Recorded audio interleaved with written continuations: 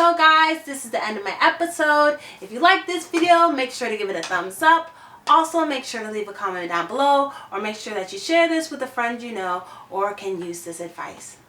Until next time, guys. Bye. Stay amazing.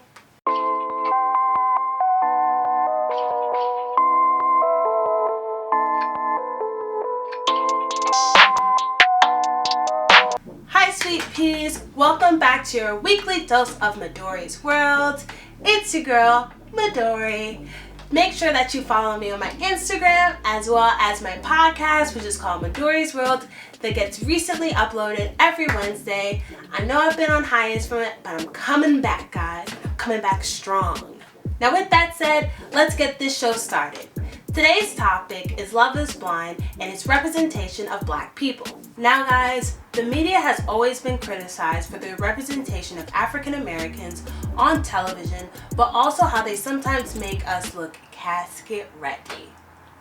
However, research suggests that although the quality of African American images on television has increased, the quality of images has not.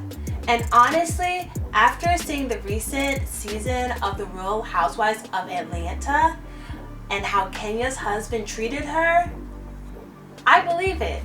Media's portrayals contribute to the public perceptions of African American. Television may cause viewers to conceive, alter, even reinforce their beliefs and opinions about Black people before ever meeting one. And if you don't believe me, why do some parts of Asia have this notion that Black people are dangerous? Because of the media, guy. Yet this is a representation we get after striving and fighting to have the same representation in the media as white people. I'm just saying. African American depictions on television have an effect on viewers of all ages and of all races. Some media researchers have expressed a concern about the effects of negative African American portrayals on television audiences. Yet, little attention has been paid to the television audience members' perceived realism judgments about specific characters of African American portrayals on television and the effects of these images. However, the perfect example of audience members' perceived realism judgments about a person, place, or character or idealism is girls fiending to have a guy like Joe from the Netflix show You. Like, baby girl, if he really existed in life, you would be dead.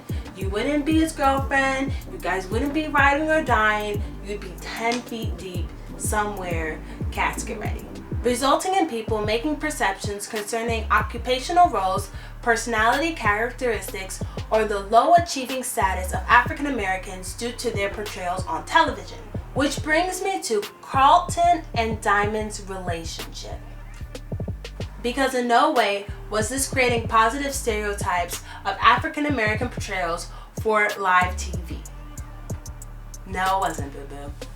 Which is one of the many problems with Love is Blind, and yes, I am so happy to see that Cameron and Lauren's relationship was successful and led to marriage, but it does not outweigh the bad press that Carlton and Diamond's relationship, nor does it represent the Black community, but more so the interracial dating community. However, Carlton and Diamond's relationship was the only representation of Black love on this show, filled with a ton of white people, and that's a problem. First, let's start out with Carlton as the only representation of Black men on this show and how badly he fucked that shit up. First of all, his whole persona was just him being a fuckboy. From him walking out in Amber's room when she was talking about her life to him. Like, how inconsiderate can you be, man? Especially since she was trying to connect with him. Like, I get that he didn't like her, but the least he could have done is listen to her and respect her time and her opening up.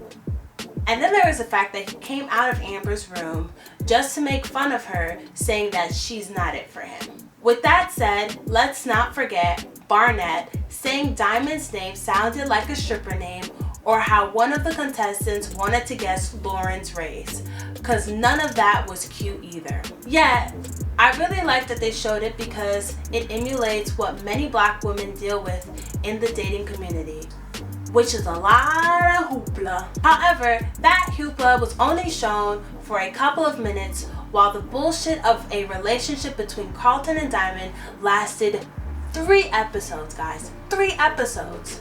3 episodes of him playing a girl but also being a dick. So let's move into the first red flag I saw that made me realize that Carlton was going to be a dick, other than his name being Carlton. First of all, bitch, you're not Hugh Hefner, and after this show, I think you're going to get as much ass as Fogel from Superbad did. And honestly, you deserve it because you publicly embarrassed that girl. And the saddest part isn't even that this is a representation of black love we have for this show, but that her biggest fear was her getting hurt or publicly embarrassed, and it happened. Her worst nightmare happened in front of millions, and he didn't even care until he started to receive backlash. Why do I say this? Because I am sure he could have found a way to reach out to her or contact her multiple times throughout the 2 years before this season ever came out, but he never did. Yet, he seemed to have a revelation after people were making fun of him, teasing him, or it probably hurt his, sex life. But then, surprise, surprise, the reunion came around and he felt the need to apologize. A real apology shouldn't need cameras to be given or an audience to live tweet about it, because if that's the case, then it's not really from your heart. I digress. Now let's talk about Carlton's secret, which was him being bi. Now I understand that him telling her that meant him being vulnerable due to the fear of him being rejected. However, just like how he felt that he had the right to get mad at her for saying that she feels like everything was all an act and that she needs time to think about this relationship before it progresses, she has a right to those feelings. Just like how he had a right to feel the way he did, it was just a matter of how he expressed his anger and how it came off, not the correct way. Also, let's admit, Carlton making him being bi his secret was fucking dramatic and attention seeking, because if it really mattered to him as much as it did, he would have told her in the pod. Instead of making it into a big tension thing 3 episodes long, something like your sexuality should be handled with care, because not only is it a sensitive topic for a lot of people, but how many people before him had to fight the stereotypes that people had against the bi community just for him to do this. Him doing this gives the bi community a bad name, because bi people had to defend their section in the LGBT community all the time, and they still do. It also doesn't help that his reasoning in looking to date women. Bi people don't date women because of a stereotype of what women represent in society. Bi people date both genders because the personality of their lovers can't be defined by their gender. And I think that it's fucked up that not only did he play that black girl, but then generalize women as feminine or objects. Since not all women fit into that bubble, and there shouldn't be one designed by him for them to live in. The lives of black men in the US have long been adversely affected by negative public perceptions. They are often turned away from jobs because they are not the right fit. While on the streets, they are regularly treated by police as dangerous suspects. In relationships, they are regularly categorized as players, liars, manipulators, and so much more. Which leads me to my biggest question of how they could cast so many white people for this one show, and out of that casting, they only chose him. Out of casting, they could only choose one black guy, and that black guy was him. It's not really even that out of all the casting, that was the only black guy that they could find for the show, but it seems like he was just a token black guy. And that's really disgusting. Carlton should have never been the only black man on this show filled with white men. There should never be just one race representing millions of them on any type of platform or TV show. It's simply unheard of for white people, so why can't we make that same notion true for black people in the media? Because not all black women are loud, uneducated, or ghetto. Black women are slowly starting to rise to be the most educated in America.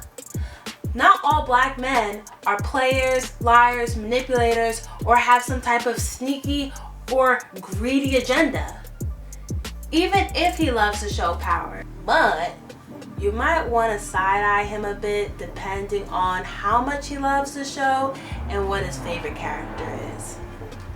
I digress. As a black woman, I want better representation of black love on the screen. A black woman crying because a black man cheated on her, played her, hurt her, disrespected her, or got her pregnant but never married her. Because black women don't deserve that in real life. So why do they deserve it on the big screen? And why are black men used as a tool in which they are often used to hurt black women? I think that instead of using poor character development schemes or personalities, write better. Especially when it's shining a light into the black community. However, it's not showing all spectrums of people in the black community, personalities, but just the stereotypes that we all come to know and know are lies. So guys, this is the end of my episode. If you like this video, make sure to give it a thumbs up. Also, make sure to leave a comment down below, or make sure that you share this with a friend you know or can use this advice. Until next time guys, bye, stay amazing.